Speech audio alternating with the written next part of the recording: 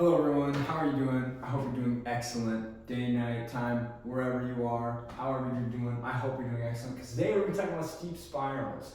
Now, these maneuvers are quite fun. These are the commercial maneuvers, and this is continuing our commercial discussion.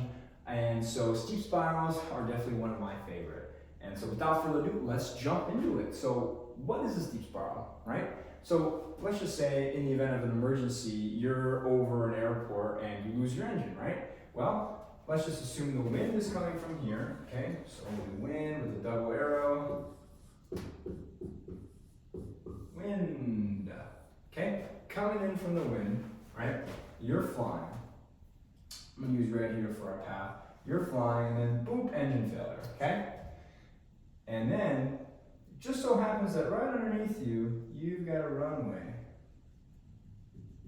Okay? Now that runway becomes your aim point. And you're like, okay, I'm landing below you. So, this is in the event where you need to spiral down to a runway to land or someplace. So, let's talk about how it works. So, we've got our spiral.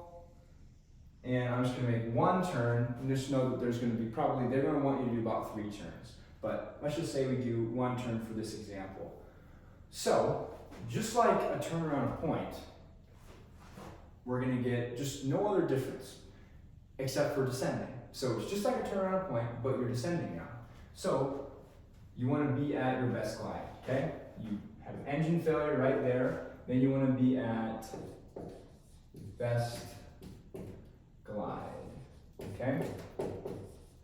Whatever that speed may be, whatever your manufacturer says and whatever you determine as well, you state that and then you gotta hold that within plus or minus 10 knots, okay? Plus or minus 10 knots.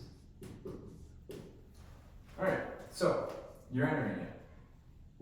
Just like a normal ground reference, you wanna be about 1/4 to 1/3 distance from your point. All right? That should work out pretty well. And you can bank as much as you want. If you're really close, you need to bank a lot more. But you want that point to stay in the same place, okay? You want to keep a constant radius around it. So if we're into the wind, this is going to be shallow, right? Shallow bank.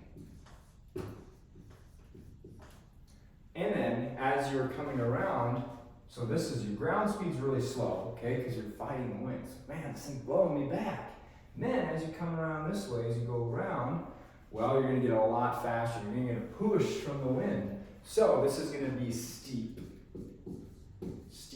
bank, okay? So it's going to go from shallow, kind of shallow bank here, and then you're going to really steepen it, and then as you start slowing down, you're going to start shallowing it out. So that's just like a normal ground reference maneuver, just like a normal turnaround point. The only difference is now you're descending, okay? So I'm going to write here, star, oh man, my handwriting, you're not going to be able to read that. Let's do that again. Descending. Just like how my lettering is getting smaller, your altitude is getting smaller. So, let's just assume, you set this up maneuver and you're ready, you got your best glide speed set, you've got a 1/4 mile or a 1/3 mile away from your point, you're doing your same amount of turns, your shallow, your steep turns, since it's a steep spiral, but you don't know what altitude to start at. It's a great question. So, if we're going to lose about 1,500 feet per turn, right? You need to do 3 turns for the examination, for the check ride. So 3 turn times 3, right? 1,500 plus another 1,500 is 3,000, plus another 1,500 is 4,500. I hope us pilots can do math. We can, I swear. I swear we can. Okay? 4,000 feet above your point, wherever you want to roll out to. So if you're at 4,500 feet, that you're going to be losing, but you want to recover with probably more than 1,500 feet. That's what the ACS says. So you want to be above 1,500 feet, so plus another 1,500 feet, okay? we get 5,000, 6,000. 6,000 feet. So wherever you're, if you want to, and that's above ground. So if you want to start at 6,000 feet so that you're above ground level, 6,000 feet above the ground. So anywhere from 6,500, 7,000 feet here in the Midwest should work. 6,500 out 7,000 should work just fine. So I'm going to write that down here. So 7,000 or 6,500 feet. Starting maneuver. That should give you a great picture. Once you got the altitude, you got everything set up, you're ready to do the maneuver, boom, you're good to go.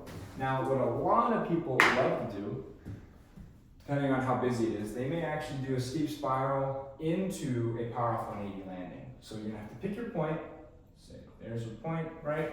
And then you're gonna spiral, spiral, spiral, spiral, and then actually enter the traffic pattern, and then do a power off 180. All right? So that's pretty tricky, and that's really difficult. But when you have mastered the steep spiral and you've mastered the power off 180, this should be a piece of cake, just combining the two. So fear not, you're gonna get a lot of practice and you'll be more than prepared. But this is just the basic overview of what a steep spiral is and what you should know. So thank you for watching, and I hope you have a wonderful day, night, evening, wherever you are. Remember, stay cool, fly safe, and have fun. Take care.